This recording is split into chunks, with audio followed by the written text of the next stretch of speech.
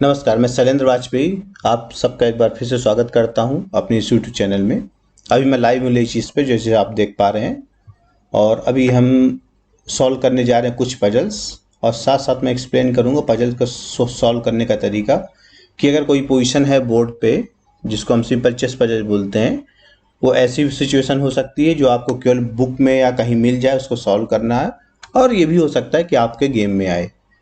Book में जब हम मिलती है हमको पोजीशन या फिर बोर्ड में जब कोई देता है या किसी वेबसाइट में या कहीं भी होती है तो हमको एक हिंट रहता है कि इसमें कुछ ना कुछ हमको ढूंढने के लिए है, क्योंकि किसी ने दिया है हमको पजल या बुक में है वेबसाइट में कहीं भी है। लेकिन वही सिचुएशन जब उसी तरह की मिलती जुलती सिचुएशन बोर्ड पे आती है तो आपको ये नहीं पता चलता कि यहाँ कुछ ढूंढने के लिए है। इसलिए जब भी आप गेम प्ले करिए तो हमेशा उस व्यू को रखिए जिसमें आपको कुछ ना कुछ खोजने की कोशिश करनी है, क्योंकि बोर्ड पे जो सिचुएशन आएगी उसमें कोई आपको हिंट नहीं देगा, कोई आपको बताएगा नहीं कि यहाँ कोई पजल है, यहाँ कुछ पजल की तरह सिचुएशन है और जिससे आपको ढूंढना है। तो चलिए देर न करते हुए हम इस वीडियो को स्टार्ट कर लेते हैं। तो आपको ध्यान देना है यहाँ पे कि अपोनेंट का रुख, सबसे पहले किस पे ध्यान देना चाहिए आपको, ये रुख। तो अगर आप इस रुख पे ध्यान देंगे जो कि F4 पे है, इसके पास स्क्वायर अभी प्रेजेंट टाइम पे दो हैं जाने के लिए, H4 और F3। और किंग अपोनेंट का दूसरा जो पीस है जिससे आप ध्यान देना है, अपोनेंट का किंग, ये किंग के पास अभी स्क्वायर नहीं है बोर्ड पे, एक स्क्वायर केवल खाली है H3। इसका मतलब ये कि अगर क्वीन किसी तरह से H फाइल यानी कि इस फाइल पे आ जाए तो किंग पे अटैक आएगा और किंग को टेक किया जा सकता है इजीली। इसका मतलब है कि किंग को चेकमेट दिया जा सकता है, क्योंकि टेक करना तो अलाउ होता नहीं है।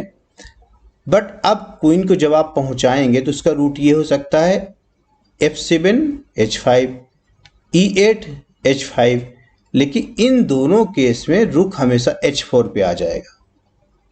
तो इस सिंपल एक आइडिया से आपको ये मूव क्लियर हो जाएगी, क्वीन को तो लाना है लेकिन इसके पहले आपको इस रुख को यहां से मूव कराना है। तो मैंने पहले भी कहा था लॉजिकल थिंकिंग के ड्यूरिंग कि बस आपको बोर्ड की जो सिचुएशन है उस पर ध्यान देना है और आपको लॉजिक लगाना है बस। यह सिंपल एक तरीका मैंने पहले भी बताया था कि आप अपने आप से क्वेश्चन करते रहिए, क्वेश्चन करिए वीकनेस का है अपोनेंट की, अपोनेंट की वीकनेस है रुख और अपोनेंट का वीकनेस है किंग। किंग ऐसी सिचुएशन में जहां पे मीटिंग नेट आ सकता है। तो इसका मतलब अभी ये हुआ कि अगर हम इस रुख को मूव कराना चाहते हैं, इस रुख को हटाना चाहते हैं, तो हम पॉन को G5 कर सकते हैं। G5 के बाद रुख को एक ही स्क्वायर मिलेगा जाने के लिए, वो है F3। अब F3 के बाद आपको क्वीन लाना है H5। अब दो रूट हैं, E8 से H5 या फिर F7 से H5। अब इसमें दोनों में क्या डिफरेंस है, इसको वीडियो पॉज करिएगा और जानने की कोशिश करिएगा, ठीक। तो G5 पे रुख F3, रुख F3 पे रुख क्वीन F7, देन H5 का थ्रेट या फिर क्वीन E8 और H5 का थ्रेट। साथ में जब हम कोई भी मूव कैलकुलेट करते हैं, मैंने पहले कुछ वीडियो में बताया था कि अपोनेंट की हर एक पॉसिबिलिटी को, खासकर लॉजिकल मूव को जरूर देखते हैं। तो जब हम G5 करेंगे तो ऐसा कोई जरूरी तो है नहीं कि अपोनेंट रुख को हटाए। अपोनेंट एक काम और भी कर सकता है, वो क्वीन को ला सकता है C5 या फिर क्वीन को B4। अब क्वीन C5 या क्वीन B4 क्यों आएगा और इसका आइडिया क्या है, ये आप थोड़ा वीडियो को पॉज करके फिर सोचिए। उम्मीद करते हैं आपने वीडियो को पॉज करके सोच लिया होगा। नहीं सोचा तो एक बार फिर से पॉज कर सकते हो आप, अभी टाइम है। बाकी मैं एक्सप्लेन करने जा रहा हूं। तो G5 पे अपोनेंट क्वीन को ला सकता है C5 या फिर B4। आइडिया होगा इस पॉन को टेक करने का जो कि C4 पे है। अटैक करने पे किंग पे अटैक आएगा या नीचे का आएगी, या साथ में रुख पे अटैक आएगा और उसको अपोनेंट को रुख वापस मिल जाएगा। तो C5 क्वीन आता है तो, और क्वीन B4 आता है तो, दोनों कंडीशन में आपको मूव सोच के रखना है। तो सिंपल हमारा थ्रेट क्वीन H5 का है, तो G5 जब चलेंगे क्वीन यहाँ आए यानी B4 पे या फिर C5 पे, हम क्वीन F7 रखेंगे, पॉन सपोर्ट पे आ जाएगा और नेक्स्ट मूव मीटिंग थ्रेट लगेगा। तो G5 में अगर क्वीन C5 आता है देन क्वीन F7। अब अगर अपोनेंट क्वीन से पॉन को टेक करता है तो सिंपल आप क्या कर सकते हो कि उसके रुख को टेक कर लो पॉन से, बस आपको पीस मिल गया। अब फिर से एक क्वेश्चन है कि पॉन पुश करने पे रुख जब बैक जाएगा तो हम क्वीन को कहाँ आएंगे। F7 या फिर E8। मैंने कहा था कैलकुलेट करने के लिए दोनों में डिफरेंस जानने की कोशिश करिए कि दोनों में क्या डिफरेंस है। उम्मीद करते हैं आपने थोड़ा देखा होगा, डिफरेंस जानने की कोशिश की होगी। तो F7 पे अपोनेंट पॉन को पुश कर सकता है G4। G4 का आइडिया होगा कि क्वीन जब H5 आएगा तो पॉन उसको टेक कर देगा। तो यहाँ पे जब अपोनेंट G5 करेगा तो आप पॉन इंटू पॉन नहीं कर सकते, क्योंकि वो पॉन आपका जो F5 पे वो पिन में होगा। क्लियर। और अगर आप G5 करते हैं, रुक बैक जाता है और क्वीन E8 आते हैं, तब जब भी ये पॉन पुश होगा तो आप पॉन से पॉन टेक कर सकते हैं, क्योंकि वो पिन में नहीं होगा। कौन सा पॉन पिन में नहीं हो? F5 pawn. तो बेटर है यहाँ पे कि आप G5 अभी करिए। अब यहाँ मैंने कैलकुलेट करने के लिए दिया था, आपने कैलकुलेट किया होगा और अब जो मैंने लॉजिक बताया उसको आपको समझ पाए होंगे। तो हमको क्वीन F7 नहीं आना, बल्कि क्वीन को आना E8। अब यहाँ पॉन पुश हुआ, अब इस पॉन को आप इजीली टेक कर सकते हैं और इस तरह से ये पोजीशन हमारी सॉल्व हो गई।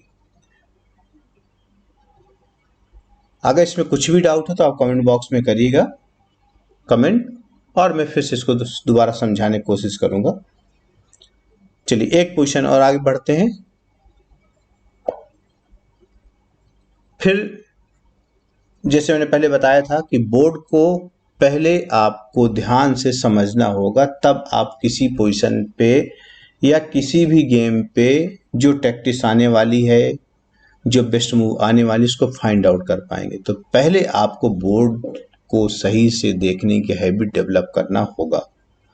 ओके, तो बोर्ड को देखिए। पहले आप वीडियो पॉज करके बोर्ड को देख लिए, फिर जब मैं समझाऊंगा तो उस अकॉर्डिंग आप बोर्ड को फिर से देखिए। ओके, तो आप समझिए, अगर ये बिशप अगर G7 पे आ जाए तो चेकमेट हो जाएगी अपोनेंट में की 1 मूव में, यानी अभी आ जाए कि न टेक कर पाए किसी तरह से, तो मेटिंग थ्रेट है। अब क्वेश्चन ये है कि अभी आने के लिए क्या करना पड़ेगा। मैंने जैसे पहले बताया था, आप अपने आप से क्वेश्चन करिए तो आधी प्रॉब्लम आपकी वैसे ही सॉल्व हो जाएगी। तो अब इस बिशप को लाना है G7 क्यों लाना है? क्योंकि अपोनेंट की चेकमेट हो सकती है। तो जब G7 लाने के आप सोचेंगे तो आपको ये पता चलेगा कि सबसे पहले उस G7 स्क्वायर पे, यानी कि ये स्क्वायर है जहां बिशप जाने वाला है, उस स्क्वायर पे आपको सपोर्ट लाना होगा। सपोर्ट बिशप तो दे नहीं सकता ये, क्योंकि व्हाइट स्क्वायर पे ये रुख बंद है, तो सपोर्ट किससे आएगा? इसी रुख से। और कहां पे आएगा आपको तुरंत पता चल जाएगा, G1 से। तो जब G1 आएंगे तो बिशप G7 आके मीटिंग थ्रेट, उसको रोकने के लिए अपोनेंट के पास कोई ऑप्शन नहीं है। तो यही कर सकता है कि उस बिशप को तो ना रोक पा रहा है, अपोनेंट नहीं रोक पा रहा है, उसको रोक सकता ही नहीं है, तो वो इस बिशप का रास्ता जो B3 पे उसको ब्लॉक करे, ताकि किंग के लिए स्कैप करने का, यानी कि मीटिंग थ्रेड बचाने की जगह बन जाए। हाँ, एक चीज और आपको अगर लग रहा हो कि रुख G1 आने पे अगर ये रुख यहां से रोकेगा इस जगह पे आके, तो ये भी पॉसिबल नहीं है, क्योंकि रुख G8 आके मिट लग जाएगी। तो जब रुख G1 आएगा तो अपोनेंट के पास एक ही मूव होगी कि वो पॉन पुश करेगा। तो जब रुख G1 और फिर पॉन पुश हो गया, यानी कि D5, तो इसके बाद आपकी मूव क्या होगी, इसको वीडियो पॉज करके सोचिएगा थोड़ा। तो उसके बाद हम क्या कर सकते हैं कि बिशप की फिर से चेक दे सकते हैं। जब बिशप की चेक देंगे तो किंग के हटना फोर्स हो जाएगा, किंग के पास केवल एक ही स्क्वायर होगा, वो है G8। अब आपका रुख, उसके बाद बिशप और अपोनेंट का किंग, ये तीनों एक लाइन पे आ चुके हैं, और बिशप जब आप हटाएंगे तो डिस्कवर चेक आएगी। अब डिस्कवर चेक दो तरीके से आ रही, E5 पॉन पीट के और F6 बिशप हटा के, जहां पे रुख आपको मिल जाएगा। तो आपको फिर यहां सोचना होगा कि क्या E5 पॉन ज्यादा इंपॉर्टेंट है या अपोनेंट का रुख। तो हमें E5 पॉन लेना चाहिए या अपोनेंट के रुख को टेक करना चाहिए, ये आप फिर से वीडियो पॉज करके सोच सकते हैं। तो यहाँ पे वैसे तो पॉन भी ठीक है, कोई प्रॉब्लम नहीं है, और रुख लेने पे मटेरियल भी आपको मिल रहा है। मेरे हिसाब से सिंपल रुख लेके खेल लेना चाहिए, पॉन भी खराब नहीं है। तो पहले रुख को G1 रखते हैं, मूव चल लेते हैं। रुख G1 के बाद बिशप की चेक। इस सिचुएशन में आपसे पूछ रहा था कि बिशप हटा के चेक देना है, यानी बिशप से पॉन टेक करके चेक देना है, या फिर बिशप को F6 चेक देकर रुख को टेक करना है। तो सिचुएशन इतनी आसान नहीं है ये जानना कि दोनों में क्या सही है। ये भी बहुत अट्रैक्टिव लग रहा है बिशप इंटू, क्योंकि यहाँ पे पॉन के बाद ये पॉन टेक होगा, फिर जब रुक बचेगा तो नाइट टेक हो जाएगा, और जब यहाँ से चलेंगे देन यहाँ आपको क्यों रुक मिलेगा।